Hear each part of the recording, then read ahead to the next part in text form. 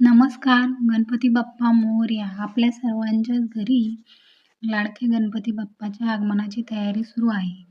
येत्या 7 सप्टेंबरला गणपती बाप्पाचे आगमन आपल्या घरी होईल. परंतु गणपती बाप्पाच्या घरी आणताना या गोष्टीची काळजी नक्की घ्या. सर्वप्रथम मूर्ती आणताना ती डाव्या सोंडीची आणावी, कारण उजव्या सोंडीच्या गणपतीच्या पूजेचे नियम कठीण आहेत.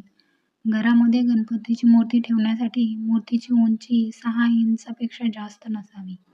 गणपती बाप्पाला घरी आणताना मूर्तीचे मुख हे कपड्याने झाकलेले असावे. गणपती बाप्पाला घरात आणताना घराच्या मुख्य दरवाजावर यजमानांच्या पायावर थोडे दूध व पाणी घाला.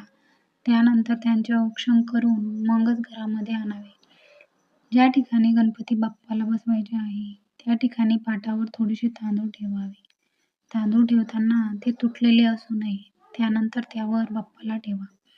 गणेशाची प्राणप्रतिष्ठा करताना त्या अगोदर आपल्या घरातील देवांची पूजा करून घ्यावी. बाप्पाच्या प्राणप्रतिष्ठा करताना त्यांच्या मुखावरील वस्त्र हे काढून ठेवावे.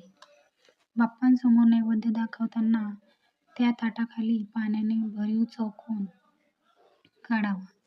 मोदक, लाडू, फळे, पेढे इत्यादी नैवेद्य हे कधीही बॉक्समध्ये ठेवू नयेत. एखाद्या वाटीत किंवा ताटात काढून बाप्पासमोर ठेवावे. गणपती बाप्पाला जानवे घालताना ते ओले करूनच घालावे. गणपती बाप्पासाठी कापसाचे 21 मण्यांचं वस्त्र हे आवर्जून घालावे.